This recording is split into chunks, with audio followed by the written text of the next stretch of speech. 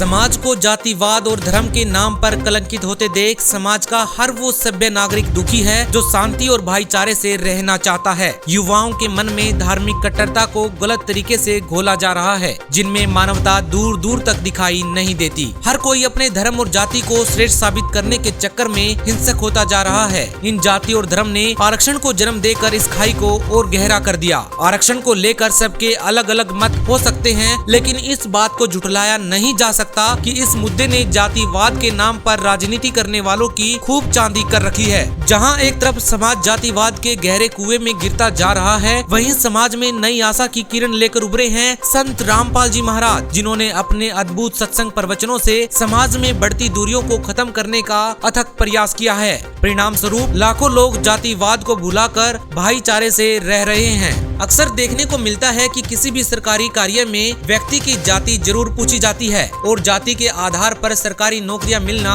एक आम बात है। तो आज के इस कार्यक्रम में जातिवाद के कारण होने वाले भेदभाव पर भी नजर डालेंगे। जाति, जिसे इंग्लिश में कास्ट बोला जाता है, ये क्या है, कैसे बनी और किसने बनाई और क्यों बनाई। आज हम इस कार्यक्रम में जातियों में होने वाले भेदभाव के पीछे का रहस्य भी बताएंगे और जानेंगे कि आखिर जातियां बनाई ही क्यों गई। जब सब मनुष्य हैं और सबका शरीर एक समान है, तो पैदा होते ही ऐसा क्या हो जाता है कि हमें विभिन्न जातियों में बांट दिया जाता है। आखिर ये भेदभाव क्यों? सभी सवालों के जवाब जानने के लिए वीडियो को अंत तक जरूर देखिएगा। भगवान ने इंसान बनाए थे, परंतु आज इंसान अलग अलग जातियां बनाकर भिन्न भिन्न जातियों में बट गया है। कोई ब्राह्मण बन गया तो कोई क्षत्रिय, कोई वैश्य बना तो कोई शूद्र। जब सब मनुष्यों के शरीर एक जैसे हैं, सबके शरीर में एक जैसा लहू बह रहा है, तो फिर ये जातियां क्यों? हालांकि वर्णों में कोई शारीरिक विभिन्नता नहीं है, सैकड़ों वर्ष बीत गए पर जातिवाद नहीं मिटा। आज वर्तमान में लोगों की स्थिति ऐसी है कि लड़ रहे थे सब, तो मैंने पूछ लिया कि बात क्या है। भीड़ ने तुरंत पलटकर पूछा कि तेरी जात क्या है।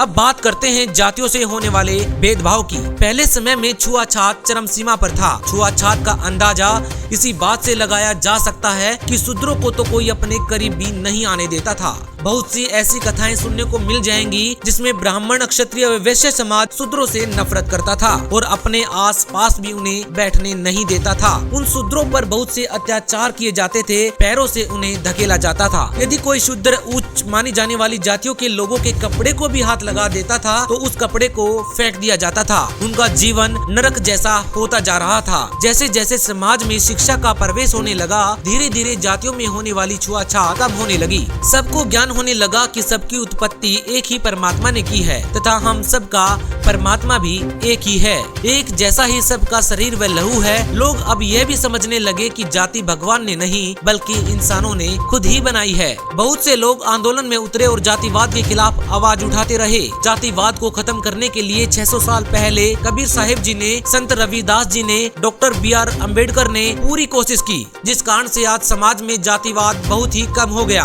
पर पूरी तरह से अभी भी समाप्त नहीं हुआ। ये जरूरी नहीं कि जो गरीब है वो दलित ही होगा या जो अमीर है वो ब्राह्मण या वैश्य ही होगा। आज कोई भी इंसान अमीर हो सकता है तो कोई भी गरीब। आज जात पात के कारण होने वाले भेदभाव में कमी आई है, परंतु जातिवाद देश में अभी भी पूरी तरह से समाप्त नहीं हुआ है। हम जातिवाद से हटते हैं तो धर्मों में बटे हुए मिलते हैं। धर्म के ठेकेदार धर्म के नाम पर लोगों को आपस में लड़वाते हैं। राजनीति में जातियों का इस्तेमाल किया जाता है। ये सब ज्ञान होने के बावजूद मनुष्य एक होते हुए भी अनेकों में बट गया है, जिसका कोई न कोई फायदा उठा ही लेता है। समाज से जातिवाद खत्म हो, भेदभाव का अंत हो, इसके लिए एक महापुरुष सामने आए हैं जिनका नारा है, जीव हमारी जाति है, मानव धर्म हमारा, हिंदू मुस्लिम सिख ईसाई धर्म नहीं कोई न्यारा। उस महापुरुष ने इस नारे के जरिए बहुत बड़ी बात कही है और कहा है कि हम सभी जीव हैं, ये हमारी वास्तविक जाति है। कोई दलित नहीं, कोई ब्राह्मण नहीं, कोई उच्च नहीं, कोई नीच नहीं।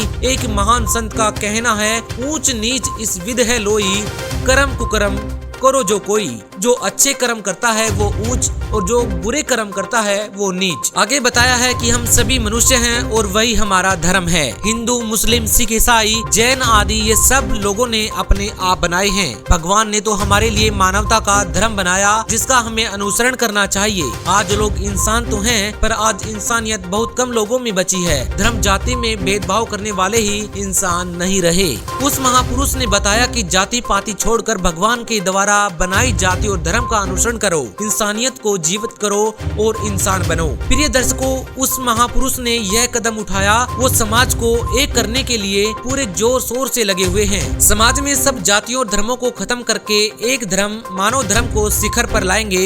वो जाने माने महापुरुष जो समाज से दहेज प्रथा जैसी कुरीति को खत्म कर रहे हैं, जो दहेज रहित शादियां करवा रहे हैं, जो समाज से नशे को दूर कर रहे हैं, जो वाकई में स्वच्छ समाज तैयार कर रहे हैं। उन्हीं के आदेश से उनके अनुयायी जाति पाति में भेदभाव नहीं करते, सबको एक भगवान के बच्चे मानते हैं, सबको एक समान समझते हैं। उस महापुरुष के आश्रम में कोई किसी की जाति नहीं पूछता, वहाँ सब एक समान है। वो महापुरुष जगत गुरु तत्वदर्शी संत रामपाल जी महाराज हैं, जिनके सानिध्य में ये स्वच्छ समाज तैयार हो रहा है। ऐसा स्वच्छ समाज कौन नहीं चाहेगा, जिसमें सब एक समान हो, किसी को अमीरी या गरीबी से न मापा जाए, उनकी जाति से न मापा जाए, उनके साथ एक समान व्यवहार हो, सबको एक जैसी शिक्षा मिले, एक जैसा आहार मिले।